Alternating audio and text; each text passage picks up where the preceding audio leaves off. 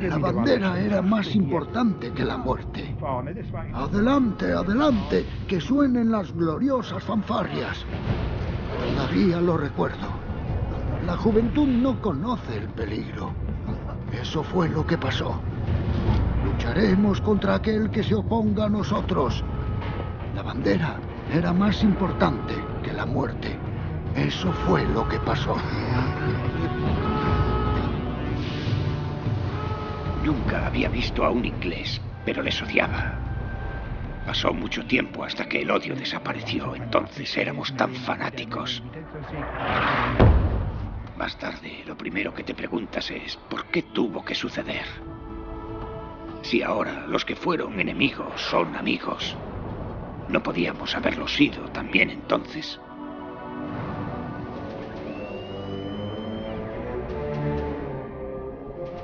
Hay que imaginar un barco tan poderoso que podía doblegar a una nación entera. Para mí el Bismarck era la estrella de la muerte. Era una especie de guerra mecanizada que esperemos no vuelva a repetirse. Era un pedazo de metal gigantesco que se mantenía de una pieza lanzaran lo que le lanzaran los británicos. Y cuando por fin se hundió, se convirtió en una leyenda, con un poder sobre la imaginación humana similar al del Titanic.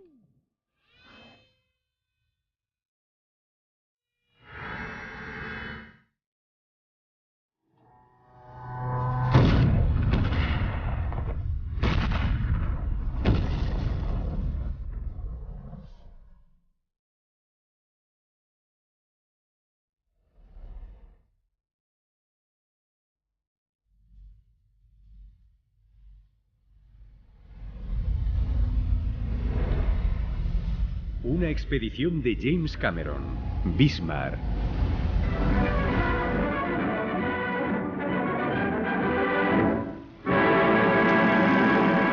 El Bismarck, considerado por los expertos navales el barco de guerra mejor equipado del mundo, fue visto zarpando del puerto noruego de Bergen hacia alta mar. El mayor buque de guerra británico, el Hood, se unió a la enconada persecución. La majestuosa embarcación británica tuvo un final trágico, ya que fue hundida posteriormente por el Bismarck. Pero Inglaterra obtendría su venganza. Los acorazados Rodney y King George zarparon acompañados por otras 100 embarcaciones. Tras una larga persecución alcanzaron al Bismarck a unas 400 millas náuticas al oeste de Brest, Francia. Fue el Dorsetshire el que dio el golpe de gracia que hundió al acorazado alemán. Solo 100 de sus tripulantes se salvaron, los demás se hundieron con el barco. El tan encomiado Bismarck había sido enviado al fondo en uno de los momentos más históricos de la Segunda Guerra Mundial.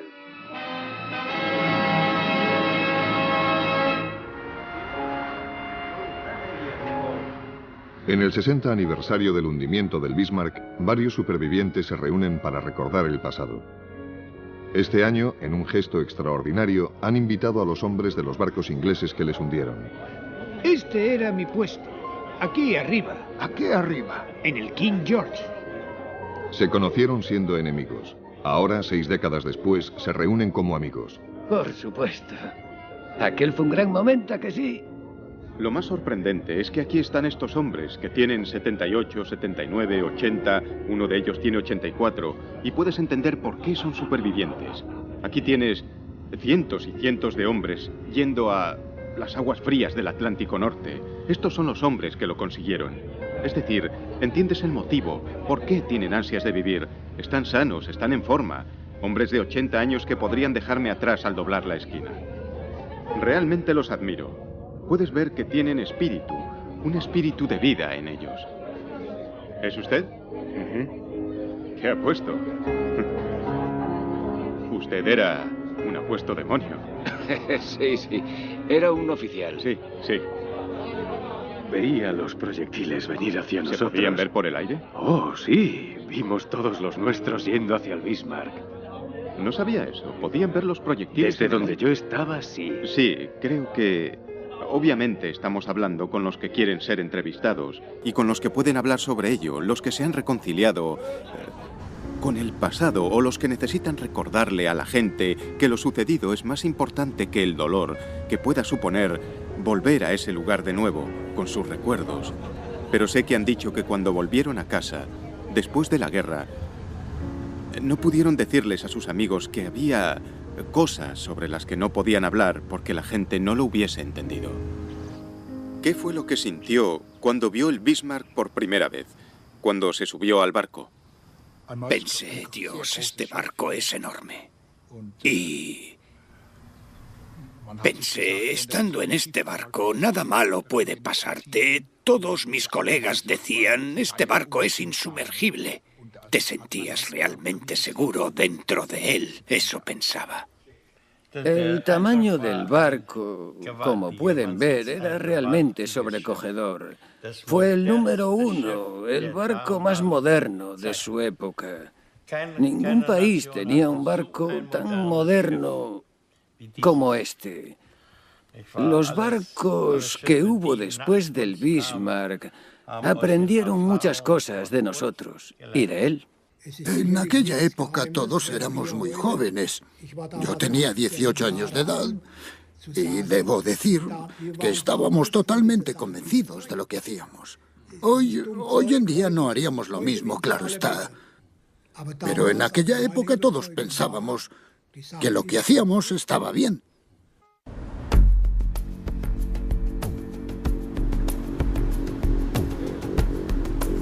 Capitán, ¿qué tal? ¿Cómo está? Hola. ¿Permiso para embarcar? Bien. James Cameron llega a Alemania con un equipo de 32 técnicos, científicos, historiadores y supervivientes del Bismarck para embarcar en el buque oceanográfico ruso, el Akademik Keldysh. Entre los 90 tripulantes hay muchos viejos amigos de anteriores expediciones de Cameron. Hola, Olga, ¿cómo estás? Hola. Me alegro de verte. ¿El Mir está bien? Sí, sí. ¿Sí? Al equipo le ha llevado un año prepararse para los retos técnicos que supone explorar el Bismarck. Me gusta esto. Para mí es una alternativa a hacer películas. Es tan desafiante técnica y emocionalmente que me permite utilizar mis conocimientos como cineasta, puesto que, aparte de realizar la filmación, está el diseño de los medios técnicos y el reto personal de trabajar en este medio hostil, de hacer todo correctamente y de hacerlo sin riesgos y obtener resultados. Resulta muy emocionante. Hola, Walter. Hola, Carl. Aquí estamos. Bienvenidos ¿Qué tal? a bordo Es del un placer Keldysh. verte de nuevo. Trabajé tanto sobre el naufragio del Titanic en 2 expediciones que no pude hablar con los supervivientes, conocer su punto de vista emocional, así que tuve que imaginarlo y crearlo en mi mente basándome en cosas que se habían escrito. Tener a estos hombres aquí nos da más cercanía.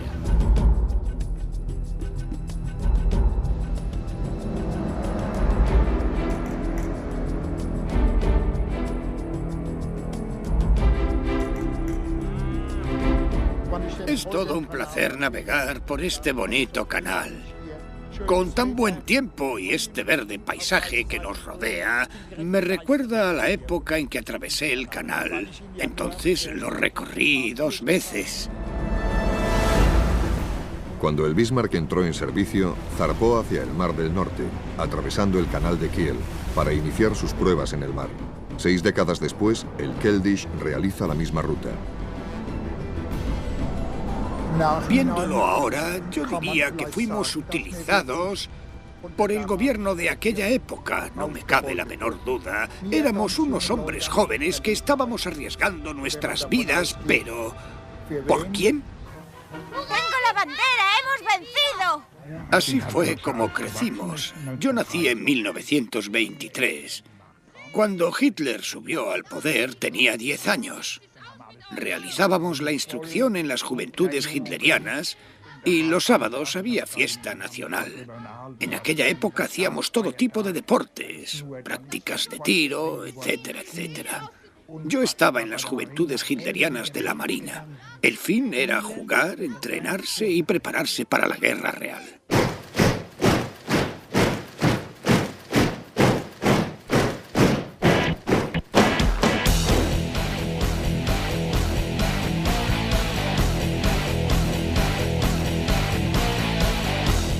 En la actualidad, Adolf Hitler es un símbolo del mal, Pero para Karl y Walter, y miles de jóvenes como ellos, era un dios. Le seguían ciegamente. Les envolvió en la histeria del culto nazi. Canalizó su ira y su espíritu patriótico con una calculada precisión, cautivando sus jóvenes corazones mejor que la mayor estrella del rock. Se sentían fuertes, orgullosos, parte de algo grande e inmortal. Eran intocables.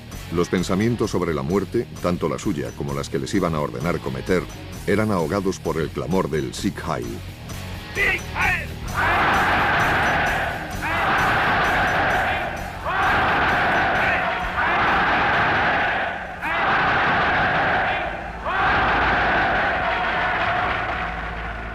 Tenemos que admitir que nuestra generación habría ido y venido del infierno por Hitler.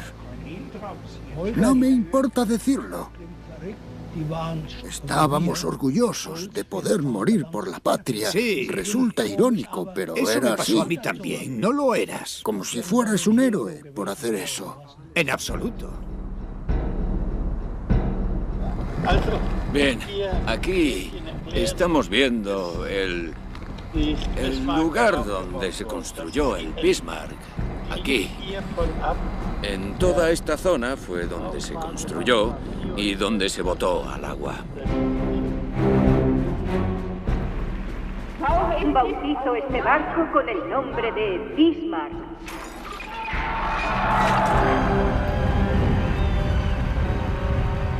El Bismarck fue construido en secreto en Hamburgo y se botó en 1939.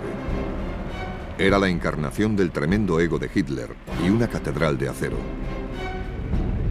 Era la mejor máquina de matar, la estrella de la muerte de la época.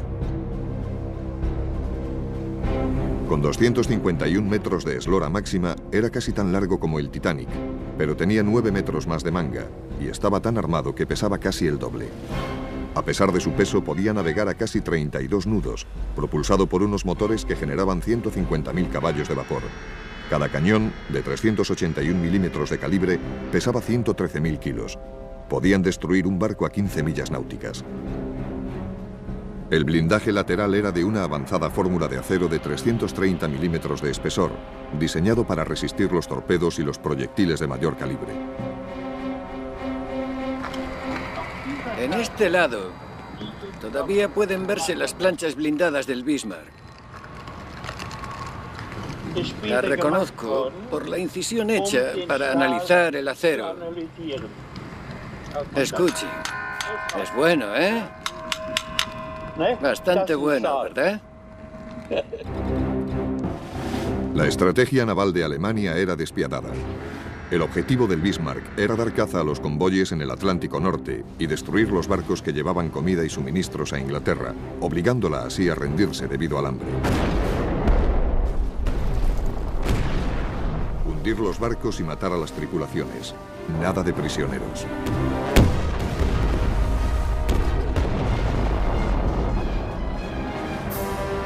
Rápido, mortal y prácticamente invulnerable, el Bismarck era un feroz depredador. Tenía que ser detenido antes de que se adentrase mucho en el Atlántico y comenzase su reinado del terror.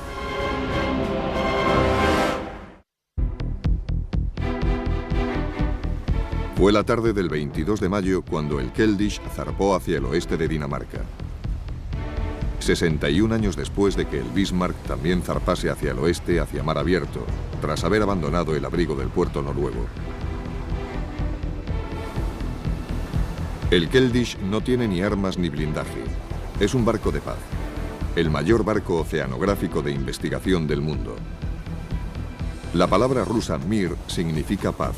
Y el Keldysh es el buque nodriza de dos sumergibles llamados Mir 1 y Mir 2. Solo hay 4 sumergibles capaces de sumergirse a 6.700 metros. Y el Keldysh tiene 2 de ellos. Los Mir son el único sistema doble de sumergibles. Sus baterías son más potentes que las de los otros sumergibles, haciéndolos idóneos para iluminar las profundidades a donde la luz del sol nunca ha llegado. El arquitecto del programa Mir es el doctor Anatoly Sagalevich, que no solo ha diseñado los Mir, sino que es el que más horas los ha pilotado. Pues задача сложна. Мы решать все должны до конца с открытым забралом. Como director del programa ruso de sumergibles tripulados, Anatoly es el piloto jefe, el jefe científico y el alcalde extraoficial del poblado marinero llamado Keldysh. Mike, el hermano de Jim, es el diseñador y fabricante de gran parte de la tecnología utilizada en las expediciones. Los vehículos por control remoto o ROV, los robots de Mike, fotografiarán por primera vez el interior del Bismarck.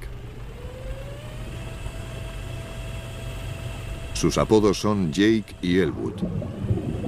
Este robot está diseñado para entrar en el barco. Si metes ahí dentro un robot normal, con un cable, se quedaría enganchado enseguida.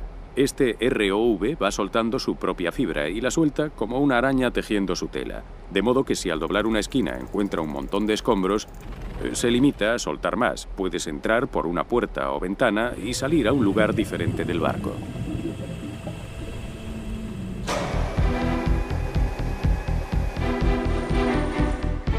Mike y su equipo han tardado 3 años en crear esta tecnología del ROV.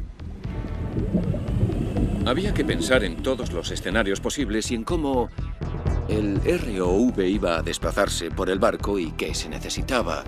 Así que intentamos meterlo todo en el menor espacio posible. El diseño es tan vanguardista que no pudieron usar componentes ya fabricados.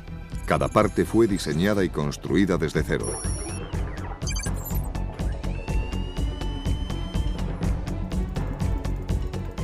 Jake y Elwood llevan cada uno 600 metros de cable de fibra óptica. Dentro del cable hay 2 diminutas fibras de vidrio, cuyo diámetro es la mitad de un pelo humano. Calculo 1 kilo de presión negativa. Solo vas a sumergirlo. El vídeo de lo que ve el ROV, así como las señales de control, corren por las fibras como pulsos de luz. Las delicadas fibras de vidrio son el único nexo del piloto con el robot. Si se dañan, el vehículo se pierde. Basándose en los planos del ingeniero naval, Jim y su equipo han elaborado diagramas detallados de las cubiertas del Bismarck. Con la ayuda de los supervivientes, están intentando hacer una lista de puntos de acceso al barco lo bastante amplios para que el robot pueda entrar. Empiece por donde estaba su puesto de trabajo en el barco, ¿de acuerdo? Tu puesto de servicio, ¿en dónde estabas? En la sala de decodificación. En la sala de decodificación. Sí, aquí. Estaba aquí. Ah, la cubierta de madera, Sí, la cubierta exterior. La cubierta exterior, sí. Yo estaba destinado en la sala de correspondencia secreta. Y mi tarea diaria era analizar cualquier correspondencia o información procedente del exterior. No nos enterábamos de nada allá abajo. Éramos niños. Los oficiales eran como dioses para nosotros. No hacíamos preguntas y nadie nos contaba nada. Pero se nos permitió estar en la cubierta principal cuando llegamos a Noruega. Mi deber consistía en escribir la correspondencia rutinaria entre los puestos, los cuarteles navales y los comandantes en jefe. A dónde íbamos a ir, cuándo saldríamos, correspondencia rutinaria, etc. El camarote del ayudante estaba justo al lado. Él dictaba las órdenes y nos daba datos para procesar. Como, por ejemplo, cuando Hitler subió a bordo el 5 de mayo, su ayudante, Puttkamer, creo, tenía que escribirme diciéndome cuándo y dónde subiría Hitler a bordo.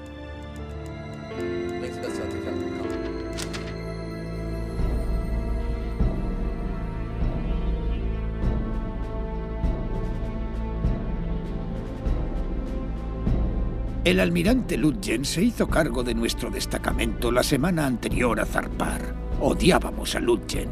Lindemann era un buen capitán. Nos gustaba a todos, pero el ambiente cambió totalmente cuando Lutzen subió a bordo.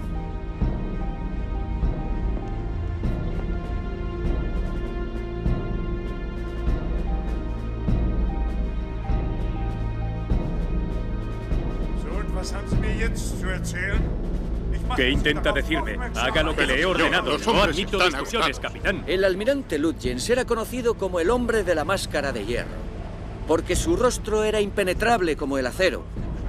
No discutía con sus capitanes, él simplemente daba órdenes. Era lacónico, astuto, insensible, carente de emociones. y sin ningún sentimiento.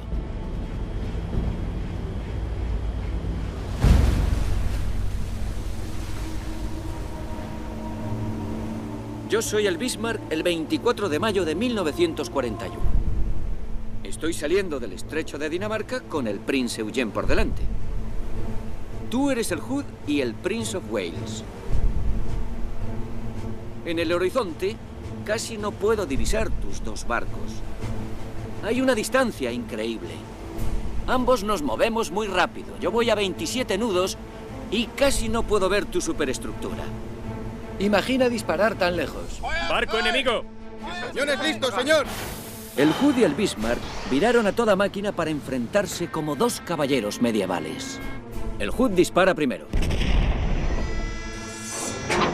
El Bismarck responde al fuego. ¡Fuego! ¡Fuego a discreción! ¡Fuego a discreción!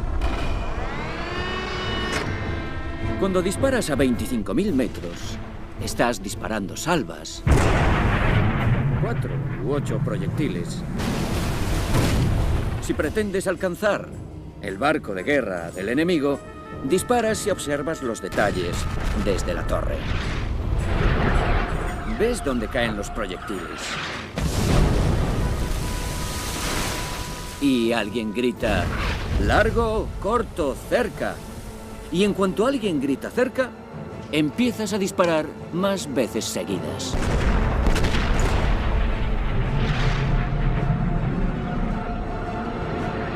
Lo único que pueden hacer en el puente es contar los segundos mientras los proyectiles vuelan.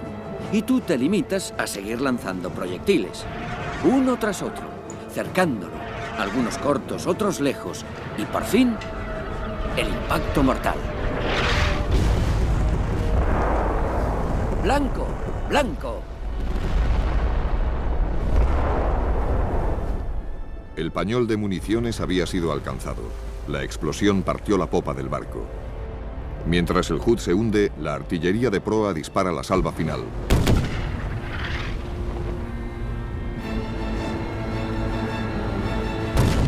El Prince of Wales estaba muy dañado y tuvo que retirarse tras hacer un último disparo. Había 1.415 hombres en el Hood cuando explotó. Solo 3 sobrevivieron. Es algo que aún hoy me pregunto. Desde pequeño me enseñaron que los ingleses eran nuestros enemigos. Nunca les había visto, ni nunca había hablado con ellos, y sin embargo, eran nuestros enemigos. Pero quiero que sepan que cuando destruimos el Hood, tras todos los hurras que lanzamos desde el barco, miramos los cuerpos que yacían en el océano. No sabíamos cuántos hombres habían sobrevivido, pero muchos nos dimos cuenta de que eran como nosotros y nos preguntábamos, todos nos preguntábamos, ¿por qué eran nuestros enemigos?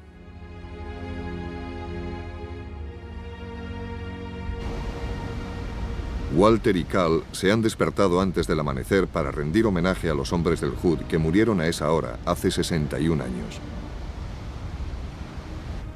Aquella mañana, Cal, Walter y toda la tripulación solo sintieron la emoción de la victoria. Habían derrotado al poderoso Hood y tocado al Prince of Wales. Eran los héroes de la patria. El Bismarck era invencible. En Inglaterra, la noticia del hundimiento fue un duro golpe. Winston Churchill, primer ministro inglés y adversario feroz de Hitler, entendió el terrible golpe que les habían asestado. La reacción al principio fue de incredulidad. Después fue una tragedia nacional. El Hood era un barco muy querido. Había sido adoptado por la nación británica. Era el símbolo de la Armada británica.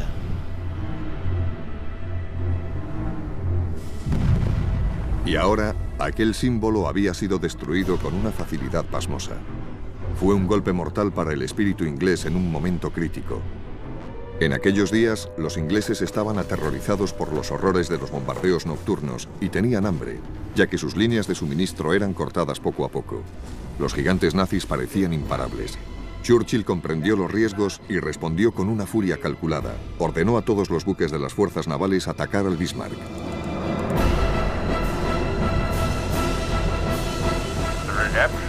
No hay nada tan vital para la nación en este momento como la destrucción del Bismarck. No me importa cómo lo hagan, pero deben hundir al Bismarck.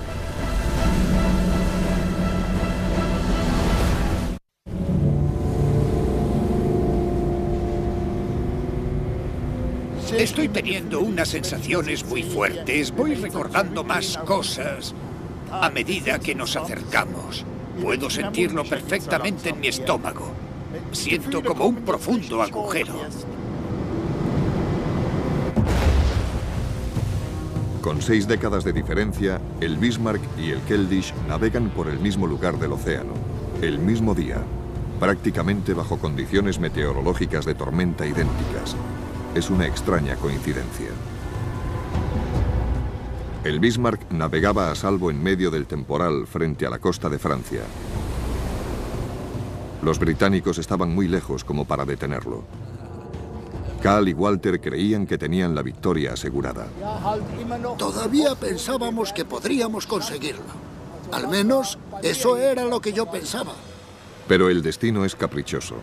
Desesperados por detener al gigante, los británicos lanzaron un ataque prácticamente suicida en plena tormenta, con aviones torpederos. Increíblemente, un torpedo alcanzó de lleno el timón. El barco averiado solo podía ir en círculo. La manada de lobos británicos se aproximó para la matanza. Entré en la sala de radio y pude oír cuántos barcos venían. Más y más flotas se aproximaban, nos estaban rodeando. Después de oír eso, el último rayo de esperanza se desvaneció para nosotros. En el Keldysh, otras esperanzas se acentúan a medida que se acercan al lugar del naufragio, solo a unas horas de distancia. El robot debería entrar por esta zona. El equipo de la expedición trabaja sin descanso para preparar la primera inmersión.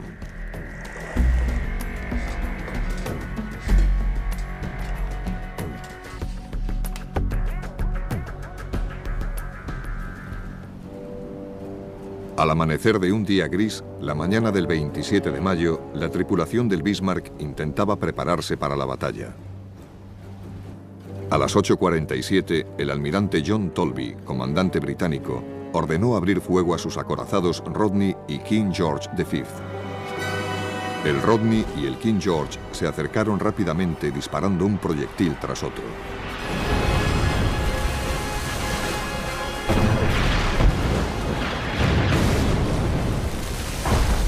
Los cruceros Suffolk, Norfolk y Sheffield se sumaron al ataque. Los proyectiles destrozaron la superestructura del Bismarck y a su tripulación.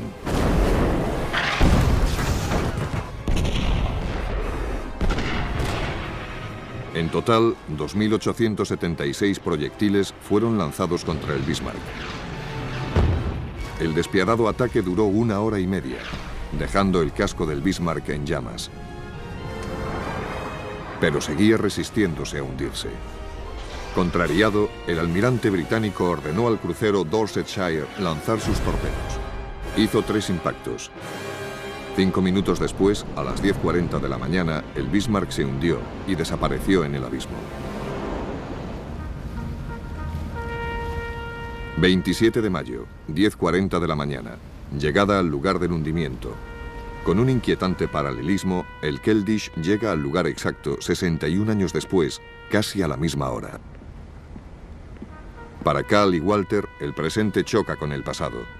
Aquella otra mañana gris, miles de compañeros suyos se hundieron en el mar y yacen enterrados bajo ellos. En nombre de los camaradas del acorazado Bismarck, nosotros, los supervivientes de la cruenta batalla naval de 1941, en este día queremos recordar a los que murieron en este mismo lugar aquel trágico día. En este día nos gustaría colocar una corona sobre ellos. La corona del mar en constante movimiento. Paz en la tierra para siempre y para todos. No más guerras jamás.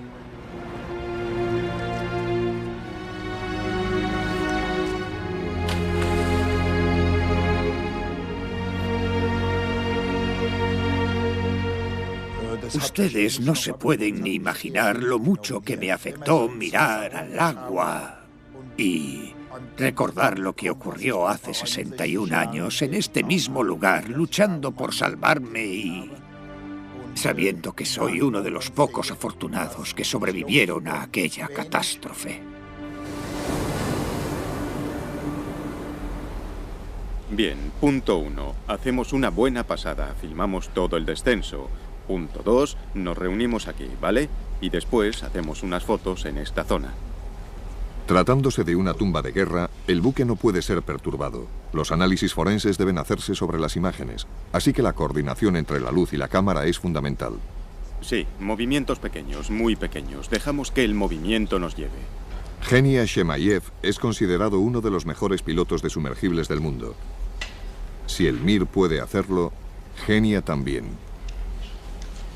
¿Puedes posar el Mir sobre esta zona? Sí, creo que es posible. Por favor. Día de inmersión, 5:45 de la mañana, 28 de mayo de 2002.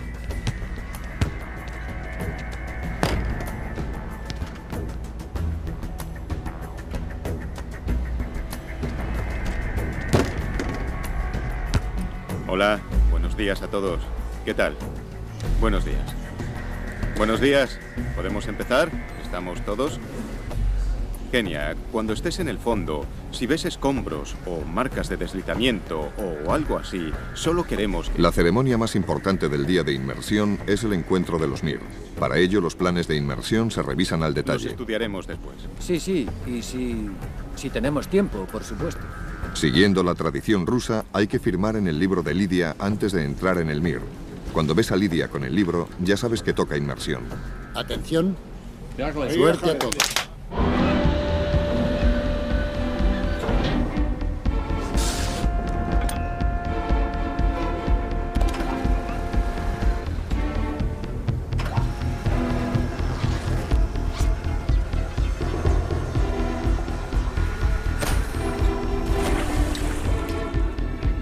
Sonreíd todos. Ya estoy sonriendo. Es mi mejor sonrisa. Todo perfecto.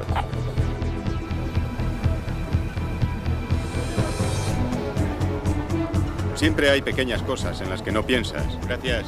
Nos vemos más tarde. Todos han pensado en esto durante meses. En la electrónica, en la óptica.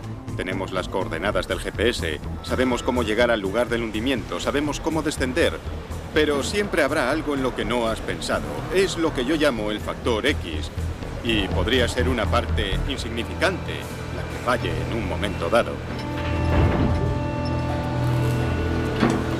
Es una presión enorme. Hay gran cantidad de cosas en ese submarino que podrían fallar. Hay muchos lugares en los que se podría enganchar. Podría haber una implosión de las luces. Es una cuestión de suerte.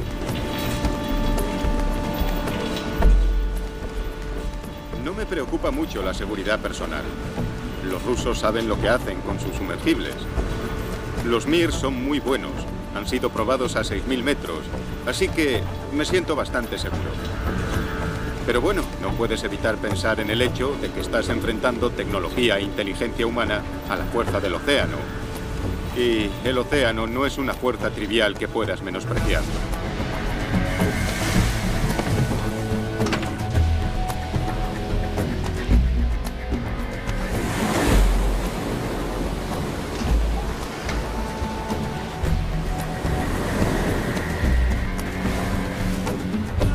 Bien, todo listo en el número 2.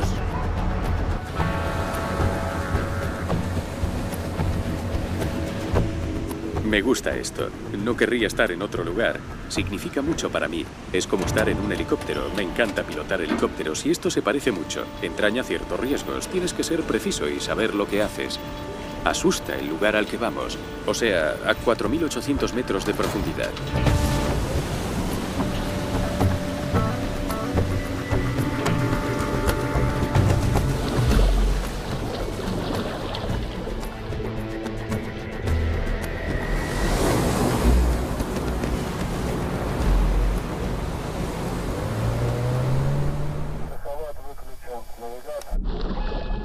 Los brazos sensores del Mir 2 llevan unos 8.000 vatios de luz. El Mir-1 también está equipado para trabajar con el sistema de cámara estereoscópica de alta definición. Atención, Mir-2, cámaras preparadas, cambio. La inmersión ha comenzado. Los dos sumergibles se dirigen hacia el fondo a casi 5 kilómetros de profundidad.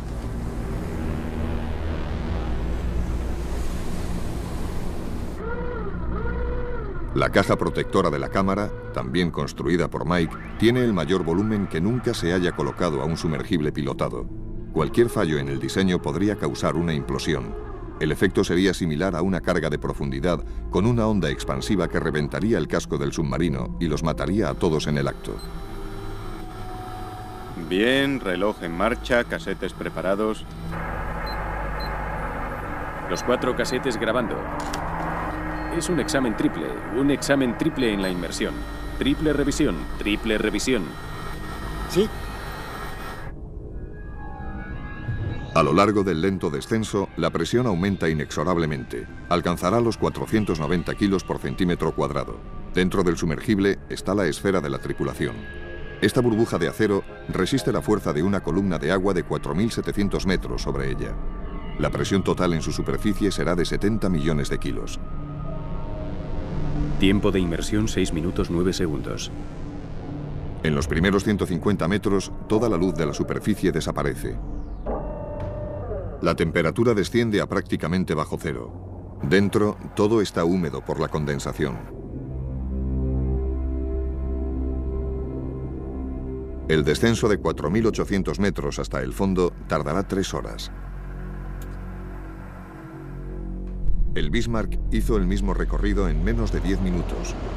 En cuanto se hundió, las fuerzas de flotabilidad e hidrodinámicas rompieron la popa. El barco se hundió como un misil de acero de 35.000 toneladas hacia las profundidades. Las fuerzas del mar rompieron el puente, el mástil y la chimenea. Tras enderezarse, el barco cayó entonces sin cambiar su posición durante el resto de su descenso hacia la oscuridad.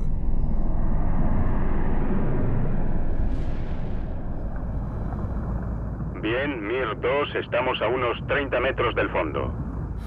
¿Puedes ver el fondo? 20 metros. ¿Ves el fondo? Ahora se ve. Precioso. Eso es como pisar la luna. Y tanto.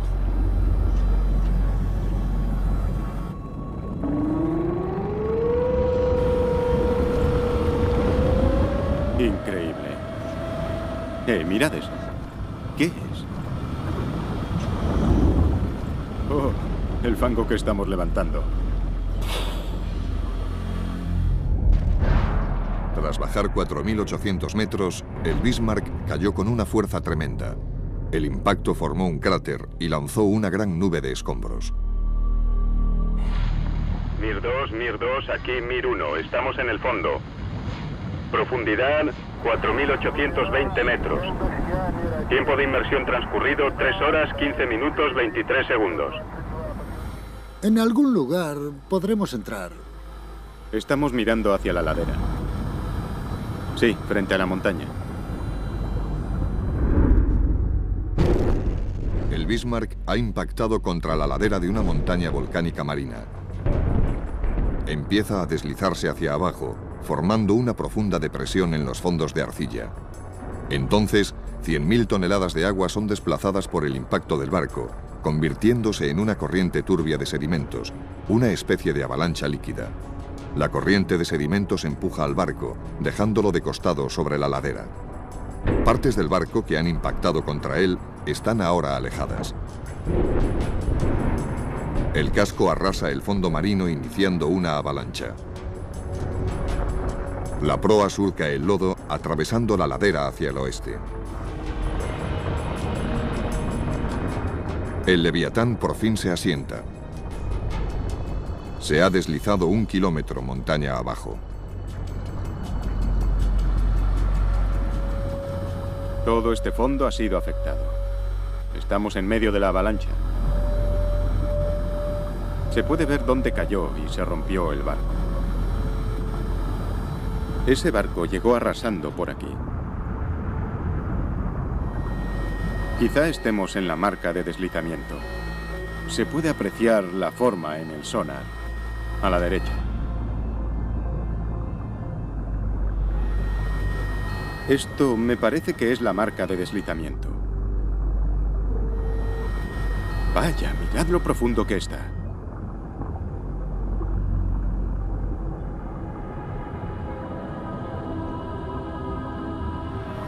Se abrió camino por aquí como una excavadora gigante. Así fue, sí, sí. Si seguimos la pared, debería llevarnos directamente al barco.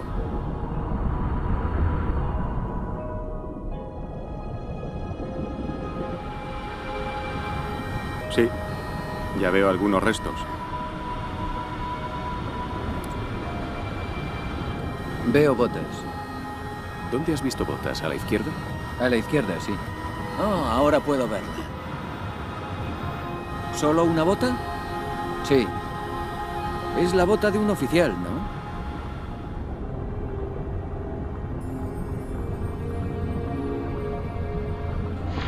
Mir 2, ¿dónde estáis? Al sur, por el campo de escombros, vemos algunos objetos. Berguson, ¿sabes qué es eso? Es un reflector, Mike. Sí, ahí está la rejilla. Veo algo. A ver, ¿qué es? Sí, ahí está.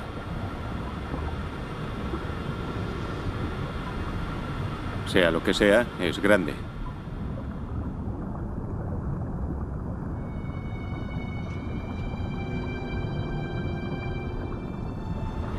Es el puente. El puente del Almirante. ¿Lo ves? ¿Ves las ventanas? Cayó al revés. Ahí está el ala del puente y las plataformas. Las fuertes corrientes rompieron el puente del Almirante cuando el barco se hundió. 10 minutos después, chocó contra el fondo marino.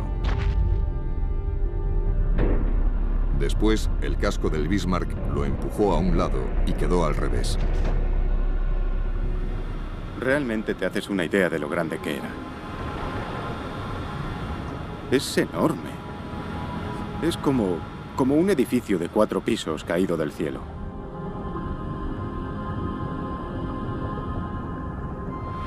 El almirante Lutyens debía de estar ahí, en esas ventanas. Mir 1, aquí Mir 2. Aquí Mir 2, adelante. Estamos al norte. Tenemos la torre del almirante. ¿Qué hacen ahora al norte?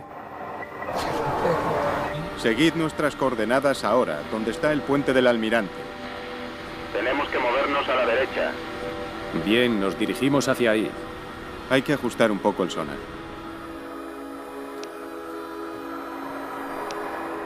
Lo tenemos. Ya veo. Creo Sí, que está ahí aquí. está. Ya veo el Bismarck. Mira. ¿Es la proa? Sí, es la proa. Bueno, Jim, nos estamos acercando por el costado de estribor. El boquete está por aquí. ¿Lo ves, amigo?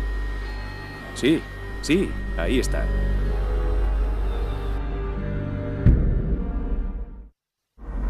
Sí, ya vemos el barco. Oh, Dios mío. Bienvenido al Bismarck. Bueno, chicos, tenéis que subir hasta la zona de cubierta para orientaros. Bien, estamos subiendo.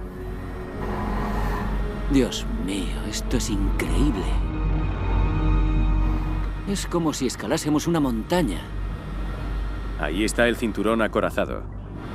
Y ahora te digo dónde estamos. Estamos justo aquí. Aquí mismo, Genia. Chicos, ¿hacia dónde vais? Vamos hacia la proa, Jim.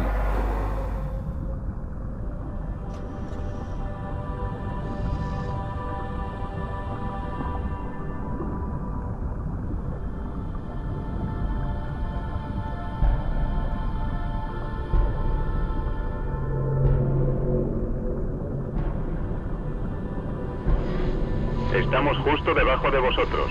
Recibido. Qué bonito. Mira eso. ¿Sí? ¡Wow! Es increíble. Oh, Dios mío. Mir 1, os estoy viendo, cambio.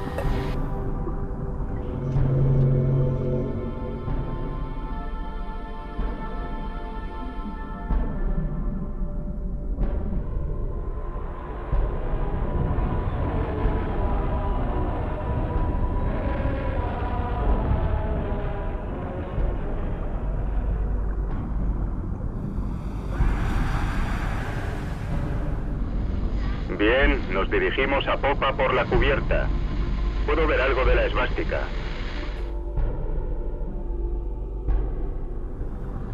Subimos por el cabrestante de babor ahora mismo.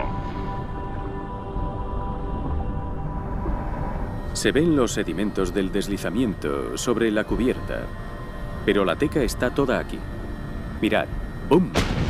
Pasó por ahí en medio y probablemente lo atravesó todo hasta la torre.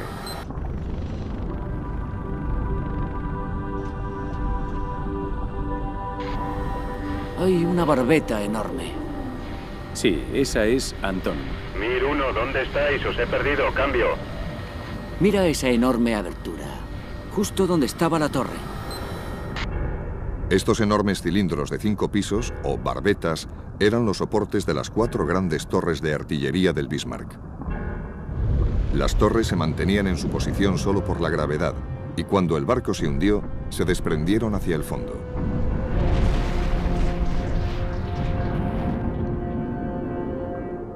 Desde las bocas de sus cañones hasta la base del blindaje, cada torre tenía 30 metros de largo y pesaba 1.900 toneladas.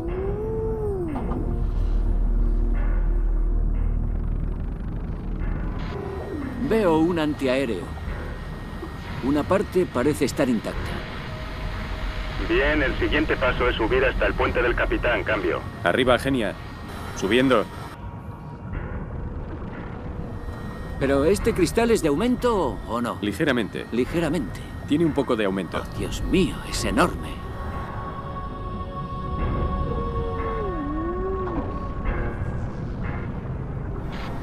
Ahí está el puente, lo veo. El puente del capitán, ¿no? Sí. Lindemann y Lutyens debieron de librar la batalla final desde ahí.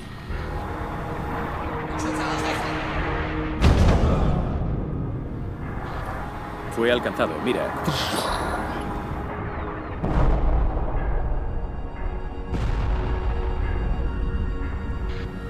Esto es increíble, Mike. Te lo dije. No puedo creerlo. Es difícil no emocionarse.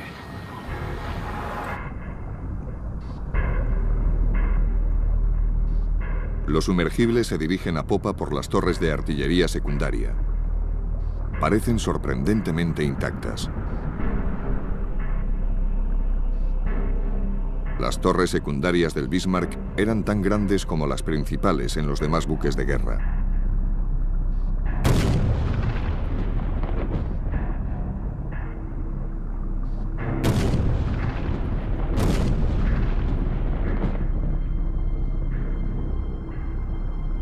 Incluso en su silenciosa tumba, el Bismarck sigue pareciendo letal, con sus armas apuntando a un enemigo que nunca llegará.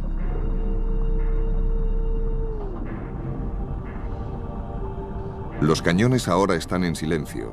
Sus tubos dan cobijo a las anémonas. Un cañón antiaéreo de 105 milímetros sigue apuntando al cielo.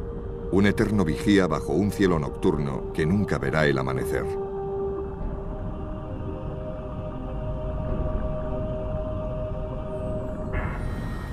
Los hangares, hacia la popa. Ah, ¿seguimos?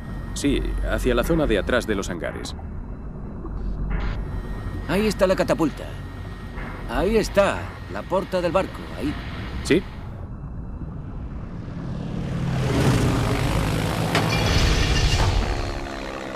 El Bismarck tenía 4 hidroaviones Arado 196 que eran lanzados desde una catapulta en medio del barco. Nadie ha entrado nunca en los hangares para confirmar si todavía queda algún avión dentro.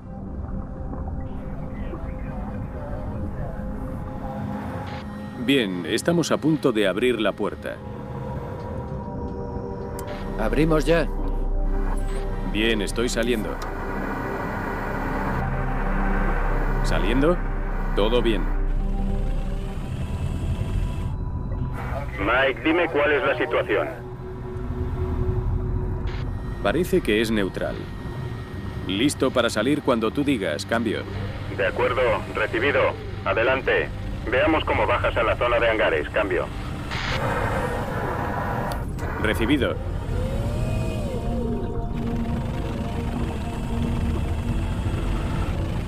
Sí, todo va bien. Te vemos muy bien.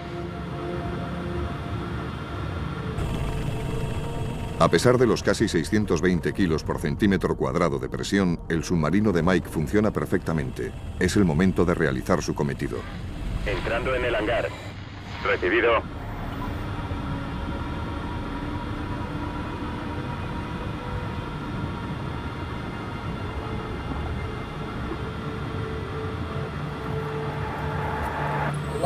Dios mío, es enorme. Fíjate.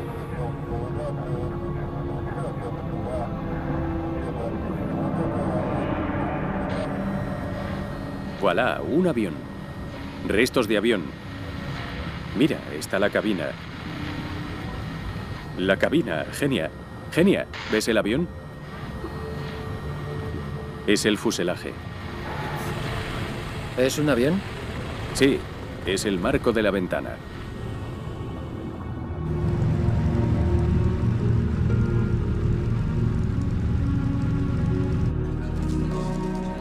Aquella última noche, el capitán quería que llegara tanta información y documentos a tierra como fuera posible. Quería enviar el hidroavión de vuelta a tierra con nuestro diario de guerra. Todos le dieron al piloto mensajes y notas para sus seres queridos en casa. Pero el pobre hombre, no consiguieron que funcionase la catapulta. Al final no salió. Así que el hangar recibió un impacto directo. Eso parece, sí. Y dejó la cola de ese timón hecha trizas.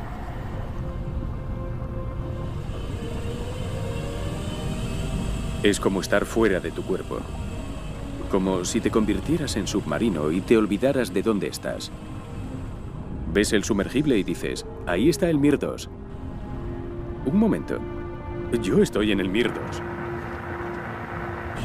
Tras 9 horas en el fondo, la batería del Mir comienza a agotarse. Es hora de iniciar el ascenso a la superficie. Pero primero, Elwood tiene que regresar a su garaje.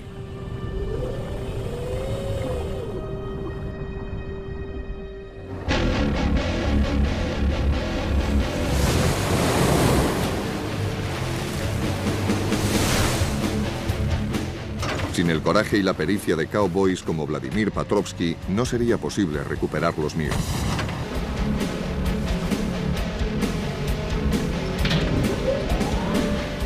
Tras un duro viaje a la superficie, el equipo agradece lo que pasan estos cowboys para llevarles sanos y salvos a bordo.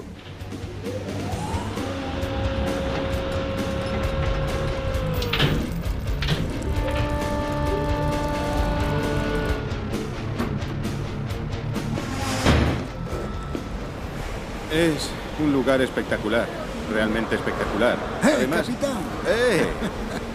Llevo todo ¿Cómo el va día todo? esperando. Su barco está en muy buen estado. ¿De veras? Sí, sí. Oh. Surge de la oscuridad como un fantasmagórico muro de acero. No se parece en nada al Titanic. Fue tan emocionante. Quiero decir, Dios mío, vas por el fondo del océano y de repente subes más y más y más y más. Parecía como si subiésemos por un rascacielos.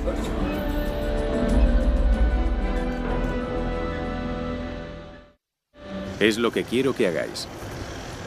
El mantenimiento del Elwood parece una intervención quirúrgica. El módulo electrónico compensado por fluidos es como el sistema circulatorio. Debe recibir una transfusión durante la operación. ¿Se salvará el paciente? Sí, el paciente vivirá, creo. Este submarino está vivo. Lori Johnston es microbióloga y su especialidad es el estudio de microorganismos en ambientes extremos. No hay solo un tipo de bacteria ahí abajo, hay una comunidad o asociación. Así que hay un puñado de bacterias con una relación simbiótica, extrayendo o sacando elementos del acero que usan para construir esas estructuras en forma de carámbanos sobre los pecios. Estas estructuras en sí mismas son una entidad viviente. Posaremos el Mir 1 justo aquí. Vosotros lo haréis aquí. Lori se prepara para una inmersión donde realizará experimentos con bacterias en el barco. Arrímate. Oh. Cuidado. Ella va a ser la segunda mujer que jamás haya bajado a más de 4.500 metros. Tiene que ser increíble verlo todo con su color verdadero. Estamos muy cerca de algo, Tony.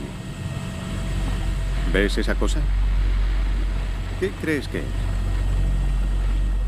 Mike, ¿qué te parece esa cosa?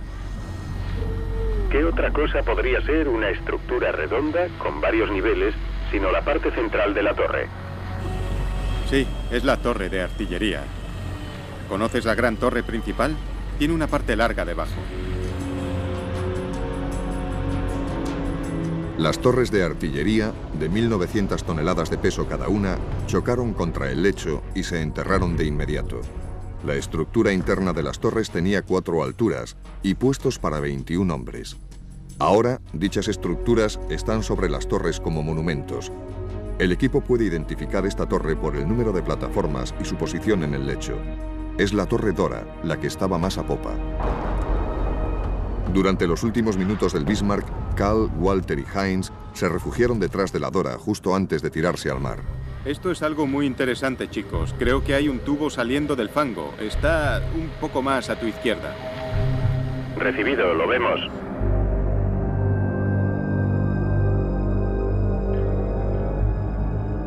El Mir 2 se posa en medio del barco, al lado de la catapulta de estribor, para que Elwood pueda realizar una exploración más ambiciosa. Bien, voy a salir. Vale, ya salgo. Soltando fibra. Avísame cuando vires. ¿Hablas con él, Lori? Por favor, dile que estoy orientado. Elwood ya está orientado. Cambio. Recibido. Muchos de los proyectiles británicos llegaron por babor, dañando las cubiertas superiores de este costado. El crecimiento bacteriano es intenso donde los proyectiles eliminaron la pintura, lo que indica que esta parte del barco fue un infierno durante la batalla final. Fue muy dañado. Dile que está totalmente reventado. El camino está destrozado. Montones de cables y daños. Cambio. ¿Podéis seguir a estribor y filmar ese cañón? Creo que es S3. Cambio. Recibido. Nos acercamos a lo que parece el impacto de un proyectil.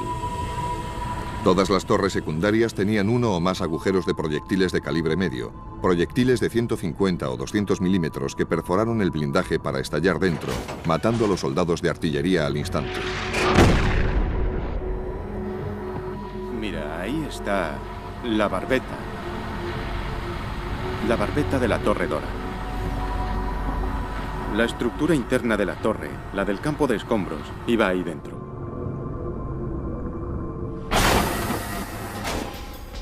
Las torres principales disparaban proyectiles de 381 milímetros. Al ser tan grandes, necesitaban un sistema hidráulico para levantarlos, cargarlos y dispararlos. Los proyectiles pesaban 1 tonelada y viajaban a una velocidad 2,5 veces superior a la del sonido. Al impactar, el proyectil antiblindaje estallaba, lanzando metralla mortal y una pieza de su blindaje, que a su vez se convertía en un segundo proyectil supersónico. Este segundo proyectil perfora las paredes interiores, lanzando más metralla. Tras un retardo de menos de 1 segundo, el proyectil explota dentro del barco para eliminar al mayor número posible de personas. El proyectil podría haber estallado desde abajo y podría haber volado la sala de radio. Es una posibilidad. Los británicos utilizaban el mismo tipo de proyectiles antiblindaje, pero ¿fue realmente el fuego británico el que hundió al Bismarck? Analizando los daños de la batalla, Mike y Jim esperan resolver una antigua polémica de 6 décadas. Va atravesando el barco. ¿Fue el Bismarck hundido por proyectiles y torpedos, como decían los británicos? Fue el Dorsetshire el que dio el golpe de gracia que hundió al poderoso acorazado. ¿O fue hundido por su tripulación, como mantienen los supervivientes alemanes? Este barco fue hundido por nosotros mismos. Había orden de atacar y volar el barco. Cada bando tiene sus razones para atribuirse el hundimiento. Los británicos, por lo sucedido al Hood. Y los alemanes, porque querían creer que tuvieron el control sobre su destino en aquellas últimas horas. Solo un estudio de daño sistemático de proa a popa, por dentro y por fuera, podría resolver esta incógnita. Quiero una exploración completa del casco, alrededor, hasta aquí, para ver todos los agujeros y daños. El Mir 1 se dirige hacia el cráter de impacto del Bismarck, a 1 kilómetro ladera arriba, desde la zona del hundimiento. Sí, veo algo. Sí, algo interesante. Algo muy interesante. Deberíamos tener cuidado. Sí. Creo que es el cráter. Oh, eso parece. Pero es peligroso. Sí, hay que subir. Estamos encima de algo. Es parte del barco. No puedo pasar por ahí. Tienes que subir, Anatoly. Sube, sube. Vas a posarte sobre algo. Sube, sube. Sube. No bajes. No sabes qué hay detrás. Hay que subir. Hay que subir. Lo intento.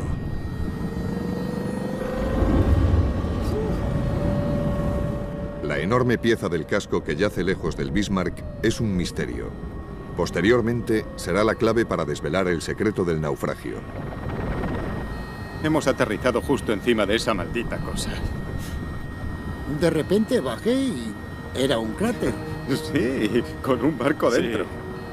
No necesito emociones tan fuertes. Cabía la posibilidad de que algo nos enganchara, ¿sabes? Bien, buen trabajo. Nos ha sacado de ahí. Desde luego. Lo has hecho muy bien. Comienzan su estudio de daños en la proa. Atentos, aquí hay algo. Identifican la cabeza de un proyectil históricamente importante. Mientras el Hood se hundía, el Prince of Wales fue herido en otro intenso bombardeo. Respondiendo al ataque, uno de los proyectiles lanzados alcanzó al Bismarck. El proyectil atravesó la proa de babor a estribor, dejando un agujero de 2 metros. Es un agujero enorme. La salida está ahí. El informe de daños llegó al puente. El Prince of Wales había hecho 2 blancos a más de 12.000 metros de distancia. El que impactó en la proa estaba por encima de la línea de flotación, pero miles de toneladas de agua seguían entrando debido al oleaje. El otro impactó bajo el blindaje lateral, inundando la sala de calderas y provocando una escora de 9 grados a babor. El daño obligó a Lindemann a reducir la velocidad unos pocos nudos, lo suficiente para sellar el destino del Bismarck. Encendido interruptor 24, en posición. Jim se prepara para pilotar al Elwood por dentro del buque. Te da una fantástica perspectiva de los barcos que no se consigue rodeándolos en un submarino. Eres como una persona, como alguien que recorre las cubiertas en aquella época. En el costado de estribor, el boquete de un proyectil parece ser lo bastante grande como para entrar. Es una maniobra peligrosa. Voy a intentar entrar por ahí, ¿vale? No tengo ni idea de si cabremos. Para bien o para mal, estamos dentro. No sé si cabré por ahí.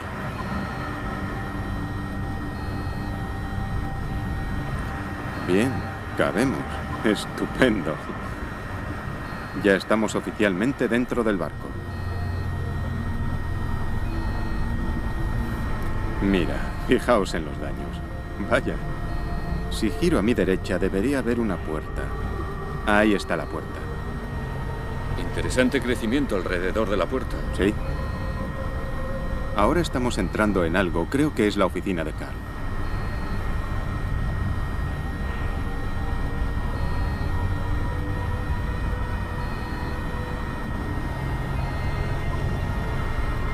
Es la oficina de Carl. Aquí es donde trabajaba. Justo al lado de la oficina del ayudante. Este es el puesto de Carl.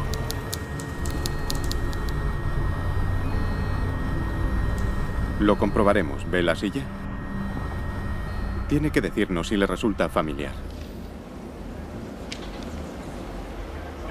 2 mesas. Parece que son mis estanterías. Esto parece una librería. ¿Está usted seguro? Sí. Y esto parece una mesa larga. Sí, ahí nos sentábamos a trabajar. Había 3 personas, una aquí y otra allí. Sí, a lo largo. Y a veces se sentaba otro a la derecha, una 4ª persona. Sí, cuando había mucho trabajo. Buscamos su máquina de escribir, pero no la encontramos. Esto es realmente increíble. Sí, aviva mis recuerdos. Y los míos. ¿Ahí trabajaba usted? Sí.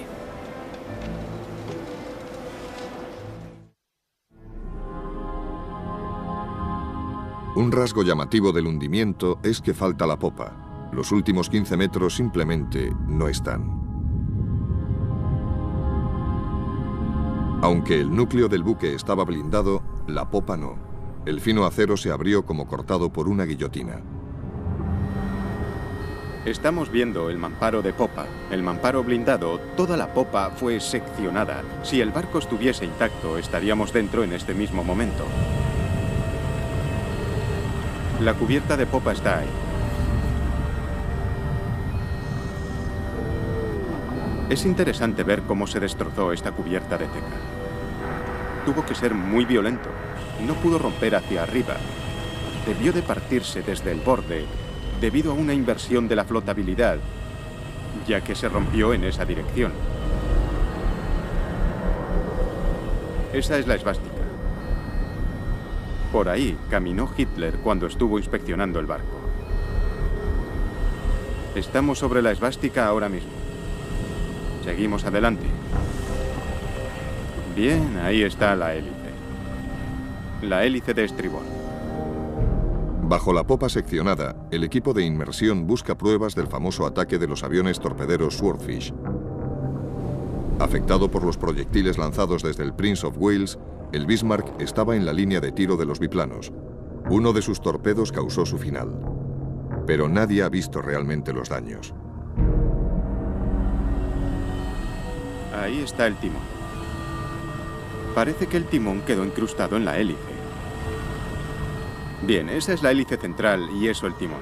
Mira, están incrustados uno dentro del otro y la hélice central indica... A ver, podría indicar sin duda que estaba girando cuando sucedió. ¿Qué es eso, un boquete? Es un agujero, sin duda. De acuerdo, o sea que hay un enorme boquete justo encima del timón. Es sin duda el boquete del torpedo. Bien, Mike me va a matar por esto, pero... Sí, ya estamos en la sala de turbinas.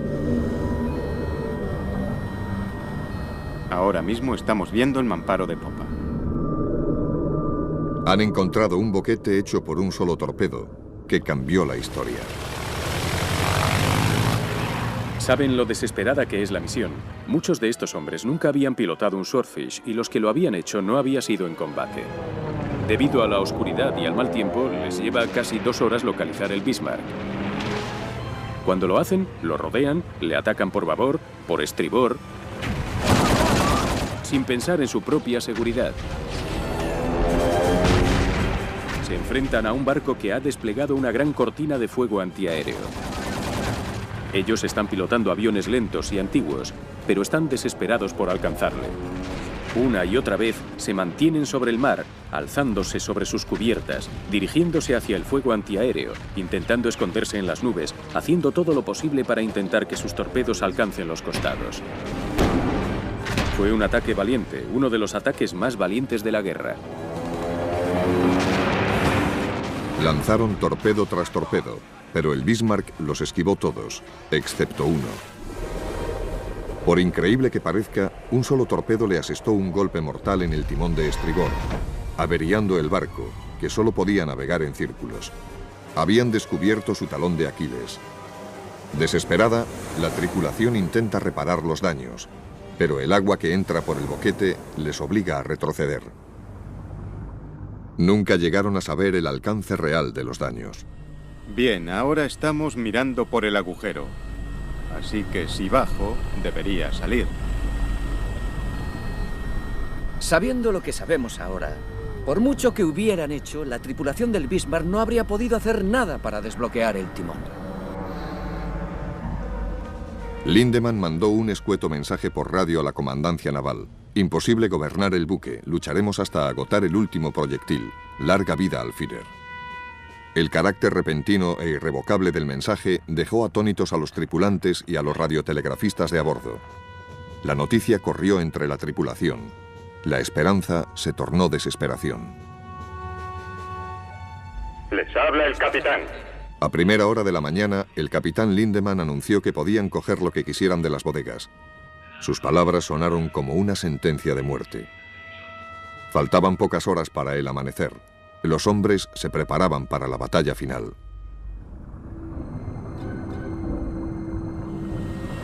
¿Está dañado aquí? Se hace un registro meticuloso de los daños, de modo que la batalla pueda ser reconstruida. Daños por proyectil en el costado de babor. Encuentran cientos de marcas de proyectiles, marcas producidas por los que estallaron contra el blindaje, pero no lograron penetrar. Las marcas cuentan la historia de la lluvia de proyectiles que cayó sobre el Bismarck en la batalla final. Al amanecer, los británicos se aproximan para destruirlo. El almirante Tolby abre fuego sobre el Bismarck a unos 25.000 metros, acortando la distancia que le separa de él hasta situarse a unos 2.700, disparando proyectiles casi a ras de superficie que penetran en el Bismarck por la torre a través de la superestructura.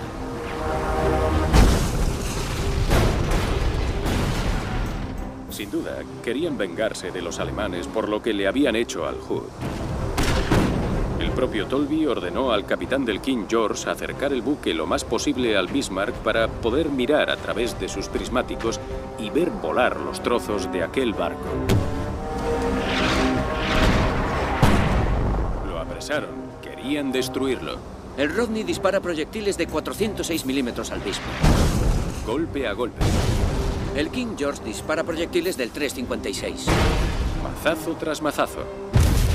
Y los tres cruceros están machacándole con sus proyectiles. Acabando con él.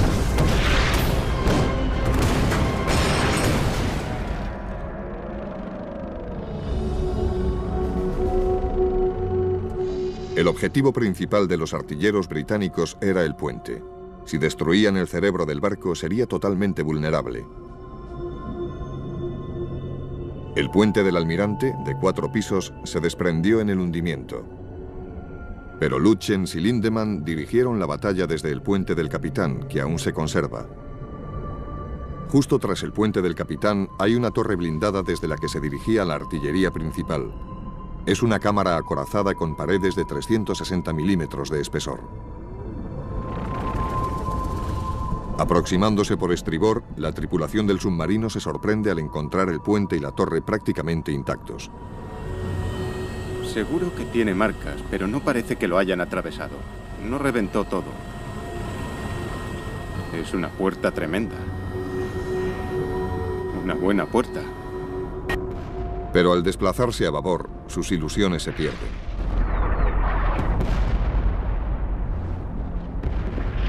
Los proyectiles de la Armada Británica han acribillado el puente y lo han destrozado.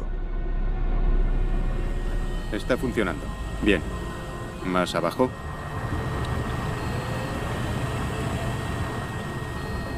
A ver si podemos echar un vistazo por dentro. Este es el mando de artillería de proa. Era el centro neurálgico de batalla. El primer oficial de artillería, Schneider, dirigió las 4 torres principales desde esta torre de mando. A las 9:02, uno de los proyectiles del Rodney alcanza de lleno la torre. El proyectil atraviesa la cubierta y explota contra la torre, reventando la gruesa puerta blindada. La sacudida mata a Schneider y a los que están con él, acabando con la dirección de la artillería del Bismarck. La explosión debió de ser terrible cuando fue alcanzado. Dios mío, mirad los agujeros de los explosivos. Por ahí entró el proyectil y atravesó el puente. Al atacar por estribor desde muy cerca, el Rodney le asestó un tiro mortal. Un proyectil atravesó el puente del Capitán. ¡Boom! Dios, lo atravesó por completo. Mira, se abrió por ahí. Se abrió como un queso.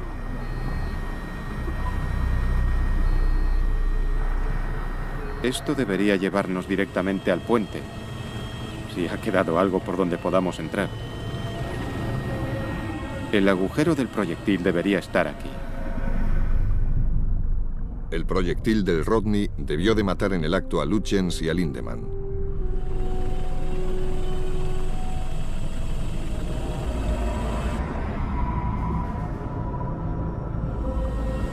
Al menos vemos pintura. Sí. Para variar.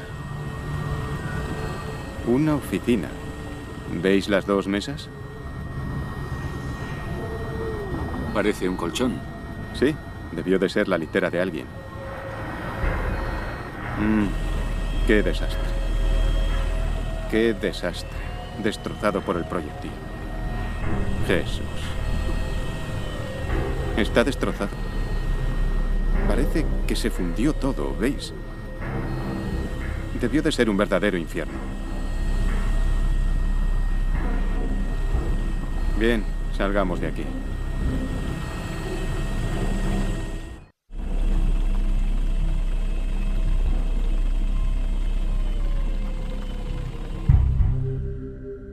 El Mir 1 completa su inspección del costado de babor. El blindaje del casco está prácticamente intacto, en contraste con la devastada superestructura.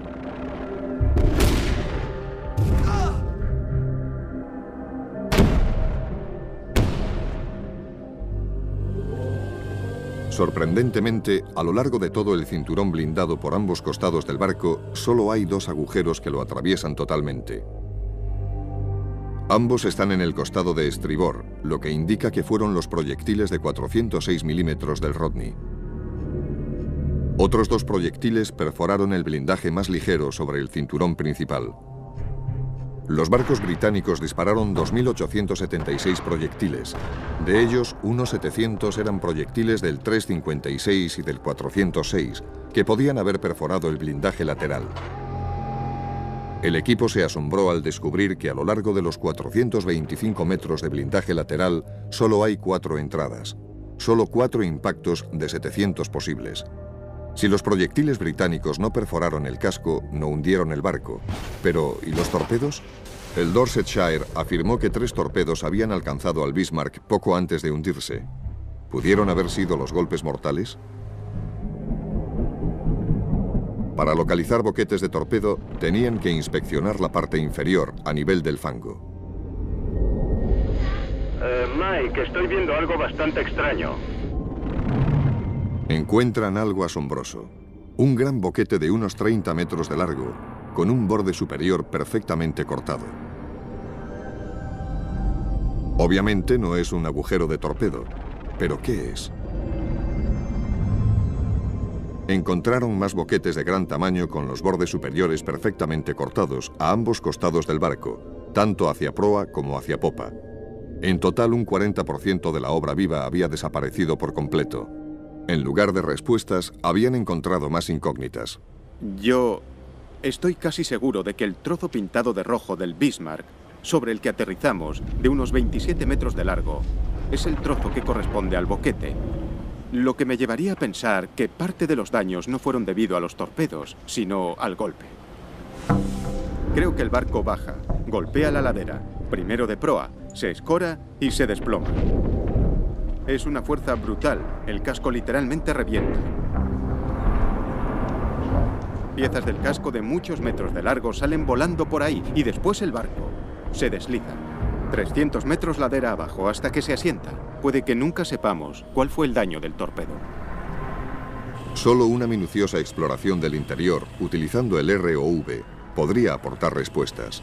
Donde reventó el casco fue en los puntos débiles, y los impactos de los torpedos pudieron crear estos puntos débiles. ¿Significa que un lado del boquete es un impacto de torpedo y el otro lado es un impacto de otro? Puede ser. Eso podría ser un agujero. Tiene todo el aspecto de ser un boquete. Sí, este torpedo le dio de lleno. Quizá podamos entrar por ese agujero. Y ya estamos dentro. Bien, ahora ya estamos abajo. Estamos donde explotó el torpedo. Y ahí está. Ese es el mamparo blindado. Está casi intacto. Se puede ver que no está dentado, no está perforado ni deformado. Está de una pieza y perfecto. Y se ve claramente que resistió los impactos de los torpedos. Los boquetes... Debía de haber tanques de combustible y tanques de agua que hicieron de parachoques, de modo que los torpedos no mataron a los que estaban dentro del barco. El mamparo blindado fue diseñado para soportar el impacto de un torpedo y así lo hizo. Las delgadas paredes del tanque reventaron, pero el mamparo interior está intacto. El corazón del buque no había sido perforado.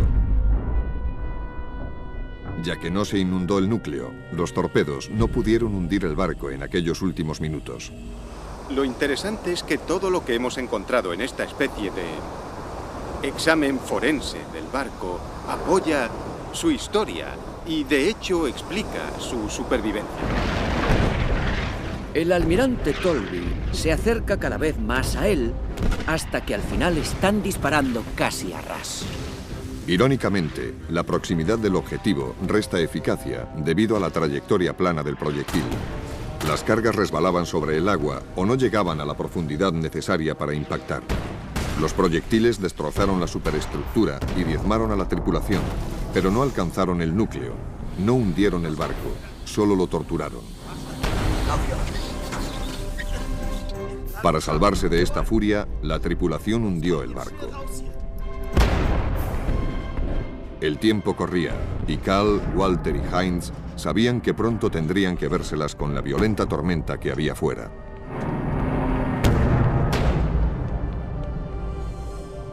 En aquella batalla todo el mundo sabía que los mandos habían dado la orden de abandonar el barco a casi toda la tripulación.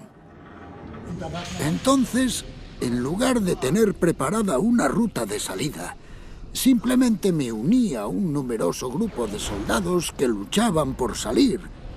Me uní a ellos y no dejé de mirar arriba por si veía la luz del día.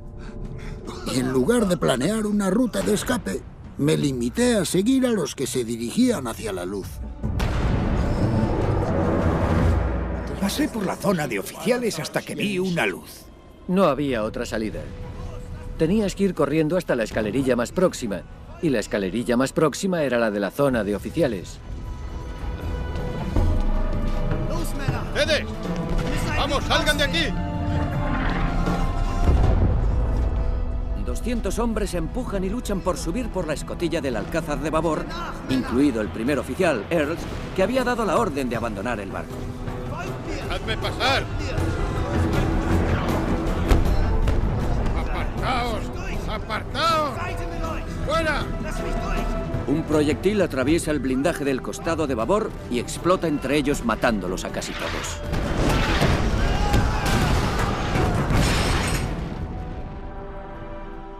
Este boquete fue hecho por un proyectil que mató a 200 hombres en un instante. Cuando salí por aquí, regresé por este lado para volver a mi taquilla a recoger unos efectos personales. Bien. Por donde estaba la puerta estanca, entró un proyectil justo por allí.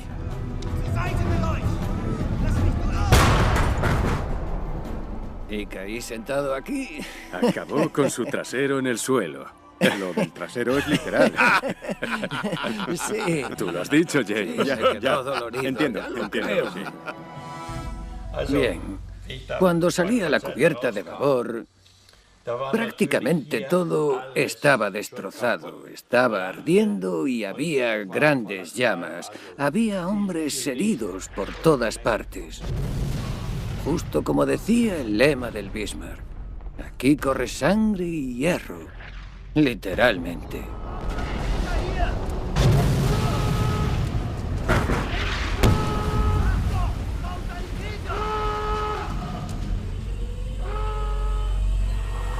Este es exactamente el camino que Heinz siguió cuando logró escapar del barco.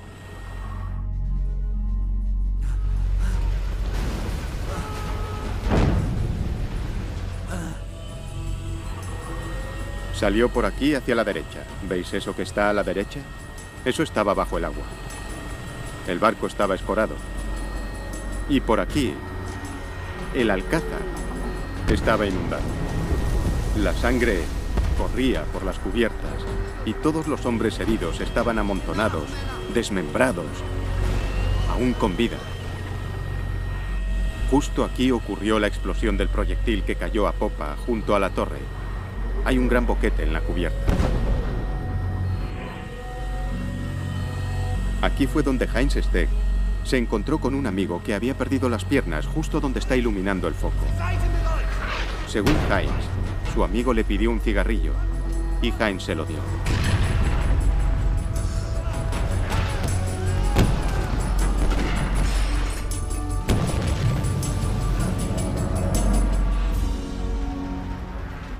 Lo primero que vi fueron cientos de cadáveres esparcidos por la cubierta. Cuando salí a la Torre Dora, la escena era realmente espeluznante. Había cadáveres por todas partes. La cubierta se tiñó de rojo con la sangre y debido a la escora, el agua salpicaba los cadáveres y la sangre lo arrastraba todo. Así que continué hacia la popa del barco. Me uní a un grupo de 20 o 25 hombres. Recuerdo que Lilienheim Bechbach estaba allí y dijo: «Bien, ahora chicos, inflemos los chalecos salvavidas». Y después dijo un último: «Heil al pueblo alemán, a la patria».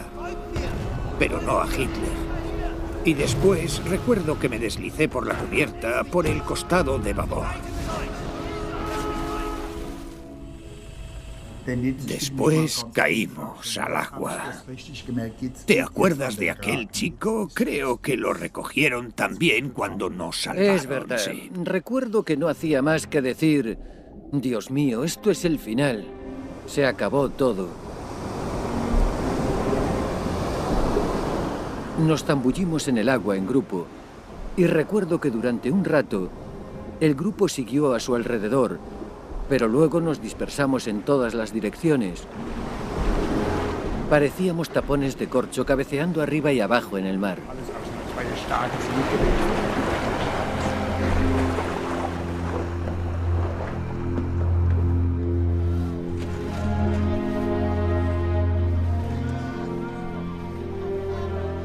El Dorsetshire y el Maori acudieron al rescate, pero se marcharon tras avistar un submarino alemán. 1000 hombres fueron abandonados y murieron en las frías aguas.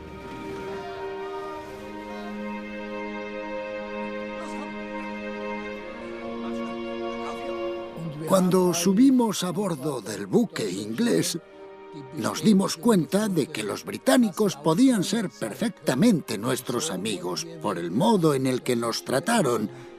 La verdad, no podríamos haber sido tratados mejor. Así es como tratas a los amigos, no a los enemigos. Eso pensábamos.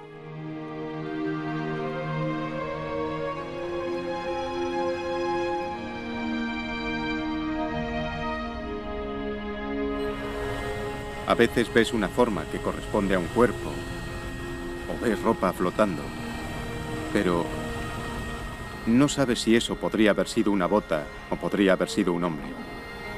No hay forma de saberlo porque los restos desaparecen, solo se conserva el cuero.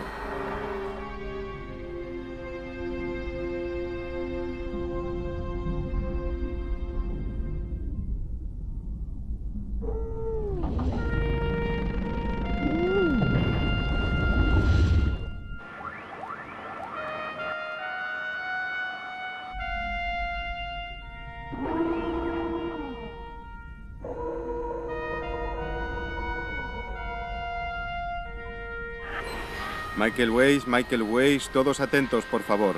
Lea conmigo lo que pone en la placa, cambio. En memoria de la batalla que aquí tuvo lugar. Y en memoria de los miles de jóvenes que murieron aquí y de los miles que murieron por enfrentarse a este poderoso barco. Estos restos son un monumento a la locura de la guerra. Aquí Keldysh, todo en orden, transmisión recibida.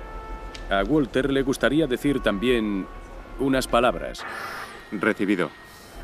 Nosotros saludamos y recordamos a todos los camaradas que nunca más vieron su hogar. El único hogar que han visto durante 61 años ha sido el fondo del océano. Descansen todos en paz. Camaradas, no habéis sido olvidados. Nosotros haremos que siempre se os recuerde y esperemos que siempre sea en tiempos de paz.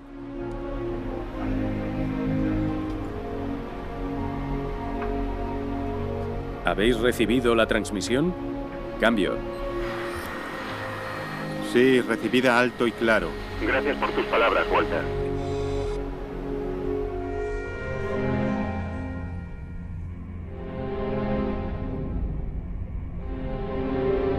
Los grandes acorazados han desaparecido, al igual que los dinosaurios, pero solo porque han sido sustituidos por armas más temibles.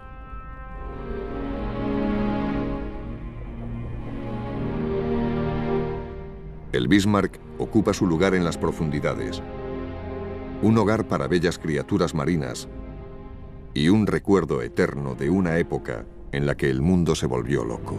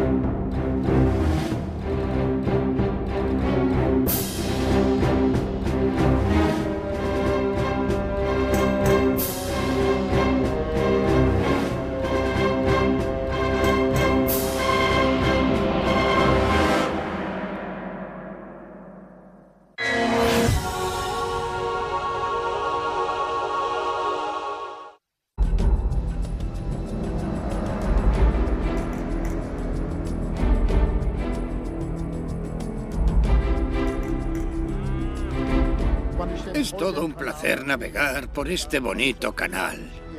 Con tan buen tiempo y este verde paisaje que nos rodea, me recuerda a la época en que atravesé el canal. Entonces lo recorrí 2 veces. Cuando el Bismarck entró en servicio, zarpó hacia el Mar del Norte, atravesando el canal de Kiel, para iniciar sus pruebas en el mar. 6 décadas después, el Keldysh realiza la misma ruta. Viéndolo ahora, yo diría que fuimos utilizados por el gobierno de aquella época, no me cabe la menor duda. Éramos unos hombres jóvenes que estábamos arriesgando nuestras vidas, pero... ¿por quién? ¡Tengo la bandera! ¡Hemos vencido! Así fue como crecimos. Yo nací en 1923. Cuando Hitler subió al poder tenía 10 años. Realizábamos la instrucción en las juventudes hitlerianas y los sábados había fiesta nacional. En aquella época hacíamos todo tipo de deportes, prácticas de tiro, etcétera, etcétera. Yo estaba en las juventudes hitlerianas de la Marina. El fin era jugar, entrenarse y prepararse para la guerra real.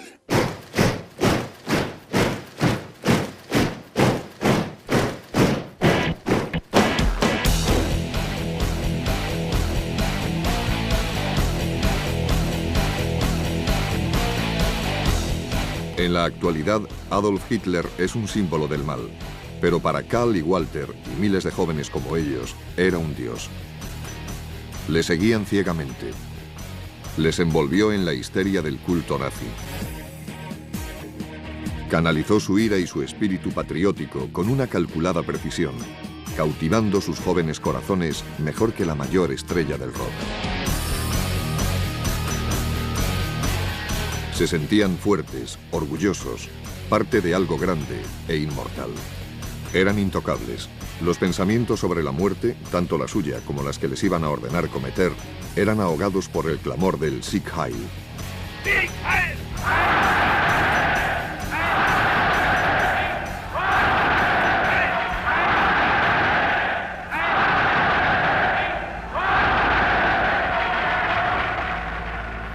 Tenemos que admitir que nuestra generación habría ido y venido del infierno por Hitler. No me importa decirlo. Estábamos orgullosos de poder morir por la patria. Sí. Resulta irónico, pero Eso era me pasó así. a mí también. No lo eras. Como si fueras un héroe por hacer eso. En absoluto. Bien, aquí estamos viendo el lugar donde se construyó el Bismarck. Aquí.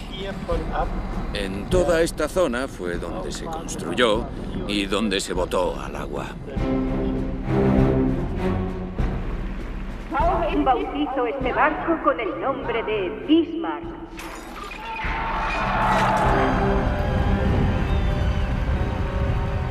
El Bismarck fue construido en secreto en Hamburgo y se botó en 1939.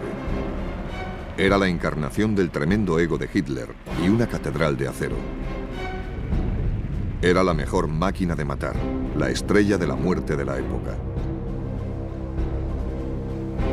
Con 251 metros de eslora máxima, era casi tan largo como el Titanic, pero tenía 9 metros más de manga y estaba tan armado que pesaba casi el doble.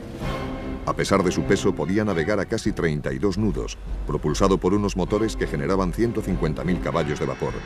Cada cañón, de 381 milímetros de calibre, pesaba 113.000 kilos. Podían destruir un barco a 15 millas náuticas. El blindaje lateral era de una avanzada fórmula de acero de 330 milímetros de espesor, diseñado para resistir los torpedos y los proyectiles de mayor calibre. En este lado, todavía pueden verse las planchas blindadas del Bismarck. La reconozco por la incisión hecha para analizar el acero. Escuche, es bueno, ¿eh? Bastante bueno, ¿verdad? La estrategia naval de Alemania era despiadada. El objetivo del Bismarck era dar caza a los convoyes en el Atlántico Norte y destruir los barcos que llevaban comida y suministros a Inglaterra, obligándola así a rendirse debido al hambre. Hundir los barcos y matar a las tripulaciones. Nada de prisioneros.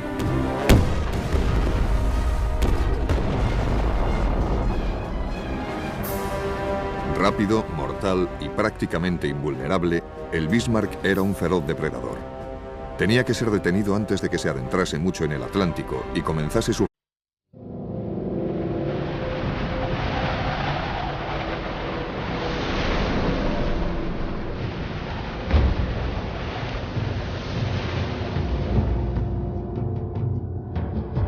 La bandera era más importante que la muerte. Adelante, adelante, que suenen las gloriosas fanfarrias. Todavía lo recuerdo. La juventud no conoce el peligro. Eso fue lo que pasó. Lucharemos contra aquel que se oponga a nosotros. La bandera era más importante que la muerte. Eso fue lo que pasó. Nunca había visto a un inglés, pero les odiaba. Pasó mucho tiempo hasta que el odio desapareció. Entonces éramos tan fanáticos. Más tarde, lo primero que te preguntas es ¿por qué tuvo que suceder? Si ahora los que fueron enemigos son amigos, ¿no podíamos haberlo sido también entonces?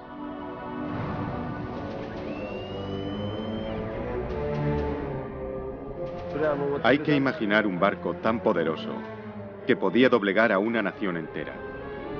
Para mí el Bismarck era la estrella de la muerte. Era una especie de guerra mecanizada que esperemos no vuelva a repetirse. Era un pedazo de metal gigantesco que se mantenía de una pieza lanzaran lo que le lanzaran los británicos.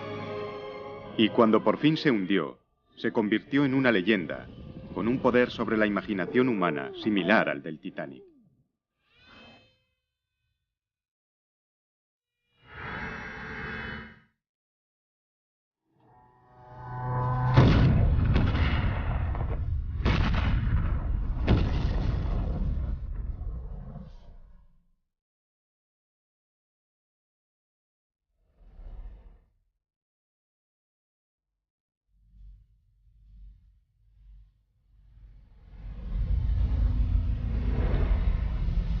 Una expedición de James Cameron, Bismarck.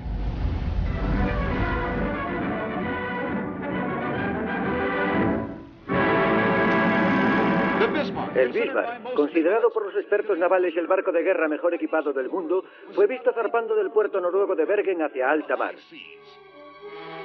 El mayor buque de guerra británico, el Hood, se unió a la enconada persecución. La majestuosa embarcación británica tuvo un final trágico, ya que fue hundida posteriormente por el Bismarck. Pero Inglaterra obtendría su venganza. Estando en este barco, nada malo puede pasarte. Todos mis colegas decían, este barco es insumergible. Te sentías realmente seguro dentro de él, eso pensaba. El tamaño del barco, como pueden ver, era realmente sobrecogedor. Fue el número 1, el barco más moderno de su época. Ningún país tenía un barco tan moderno como este. Los barcos que hubo después del Bismarck aprendieron muchas cosas de nosotros y de él. En aquella época todos éramos muy jóvenes. Yo tenía 18 años de edad y debo decir que estábamos totalmente convencidos de lo que hacíamos. Hoy en día no haríamos lo mismo, claro está. Pero en aquella época todos pensábamos que lo que hacíamos estaba bien.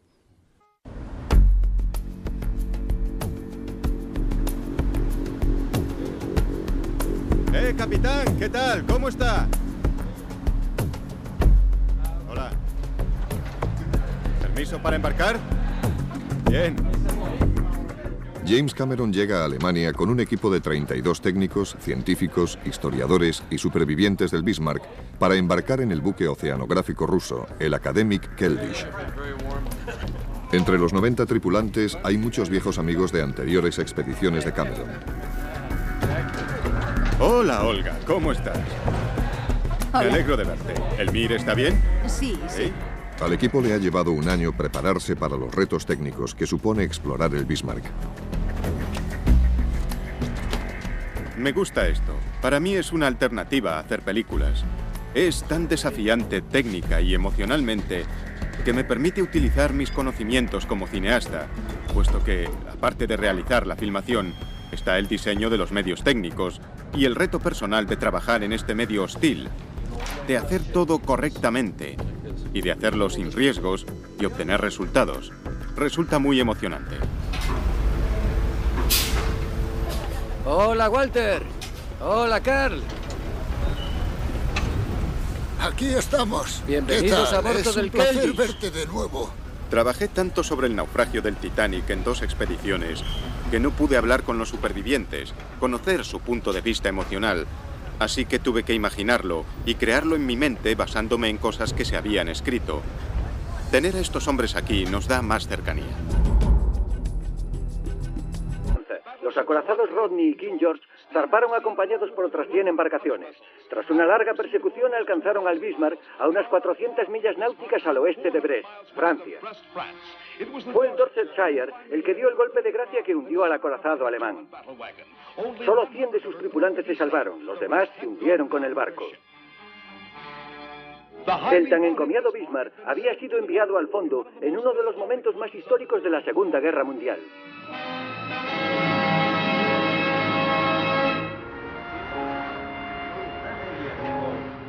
En el 60 aniversario del hundimiento del Bismarck, varios supervivientes se reúnen para recordar el pasado.